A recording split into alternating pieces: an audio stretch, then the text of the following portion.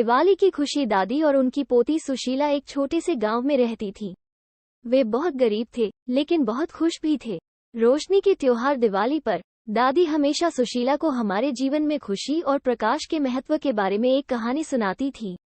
एक दिन सुशीला ने दादी से पूछा, दिवाली इतनी महत्वपूर्ण क्यों है?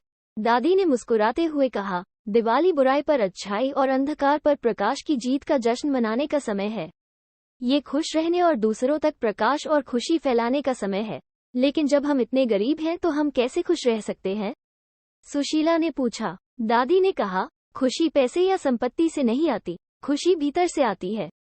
ये हमारे पास जो कुछ है उसके लिए आभारी होने और दूसरों के प्रति दयालु होने से आती है। लेकिन जब हमारे पास इतना कम है तो हम दूसरों तक रोशनी और खुशियाँ कैसे फैला सकते हैं? सुशीला ने पूछा। दादी ने कहा, हम केवल दयालु और मददगार बनकर दूसरों में रोशनी और खुशी फैला सकते हैं। हम लोगों को देखकर मुस्कुरा सकते हैं, उनका गर्मजोशी से स्वागत कर सकते हैं और उन्हें किसी भी तरह से मदद करने की पेशकश कर सकते हैं। हम दान में भी दान कर सकते हैं या जरूरतमंद लोगों की मदद के लिए अपना समय स्वेच्छा से दे सकते हैं। सुशीला ने दादी की बात पर विचार किया।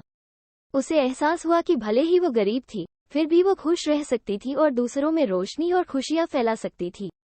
दिवाली के दिन सुशीला जल्दी उठी और दादी को घर साफ करने में मदद की।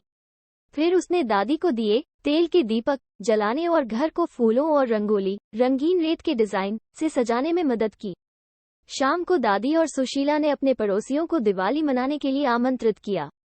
उन्होंने उन्हें मिठाइयाँ और नाश्ता परोसा और उपहारों का आदान प्रदान किया। सुशीला ने अपनी सहेलियों को ये कहानी भी सुनाई कि दादी ने उसे हमारे जीवन में खुशी और रोशनी के महत्व के बारे में बताया था। पार्टी में सभी ने बहुत अच्छा समय बिताया।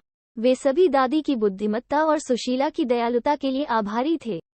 इस कहानी से सीख मिलती है। दादी और सुशीला की कहानी हमें सिखाती है कि खुशी और रोशनी भीतर से आती है। खुश रहने के लिए हमें अमीर होने या बहुत सारी संपत्ति रखने की जरूरत नहीं है। हमारे पास जो कुछ भी है उसके लिए आभारी होकर और दूसरों के प्रति दयालु होकर हम खुश रह सकते हैं। हम दयालु और मददगार बनकर भी दूसरों में रोशनी और खुशियाँ फैला सकते हैं। लेखिका हर्षा दलवाड़ी तनु।